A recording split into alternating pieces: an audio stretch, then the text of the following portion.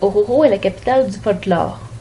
Ce titre, elle le tient de son carnaval qui est considéré comme le deuxième plus important d'Amérique latine, après le carnaval de Rio. Il est même reconnu par l'UNESCO comme chef-d'œuvre du patrimoine oral et intangible. Avant tout, le carnaval, c'est des milliers de gens qui dansent costumés dans les rues de la ville. Cette semaine, nous vous présentons l'une de ces danses, la morenada, aux costumes bien originaux. La danse de la morenada symbolise la traite des esclaves africains par les conquistadors espagnols. L'objectif principal de cette traite était de combler le manque de main-d'œuvre indigène dans les mines de Potosí et Oruro.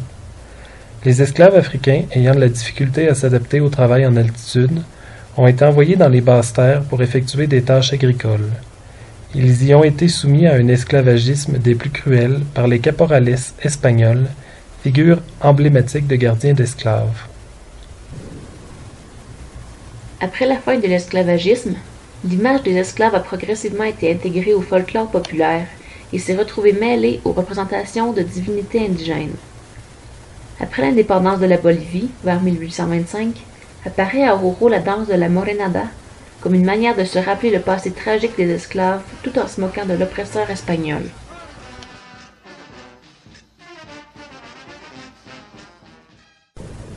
Aujourd'hui, les costumes de morenada possèdent certaines caractéristiques rappelant l'origine de la danse.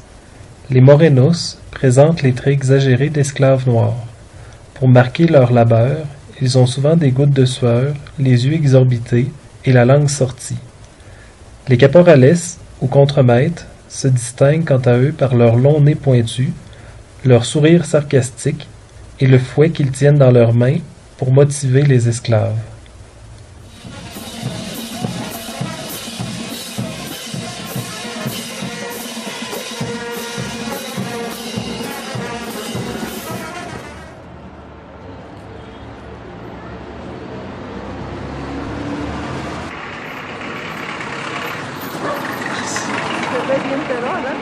Sí. Entonces es un disfraz de morenada. Nada. ¿Esto tiene algún nombre especial? Eso es moreno. Moreno. ¿Y este? Achachi. Allá. Este moreno, dice.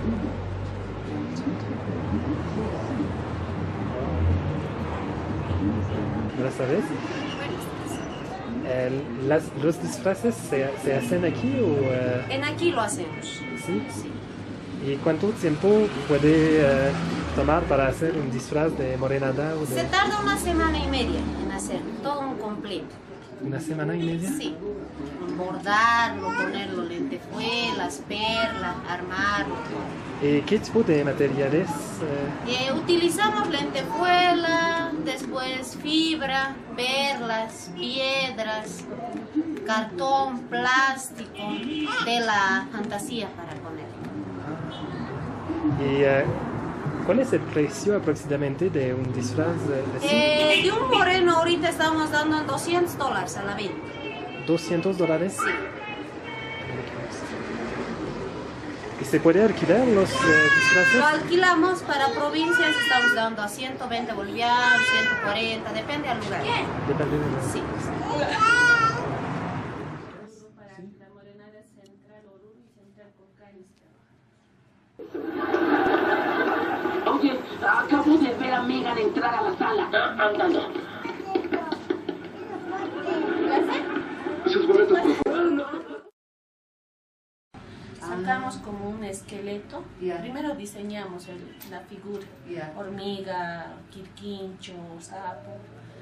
Después sacamos un molde en esqueleto. Eso vamos bordando y después recién alajeamos el color de tela, hay que combinar qué color de perla, grecas, piedras, todos los materiales.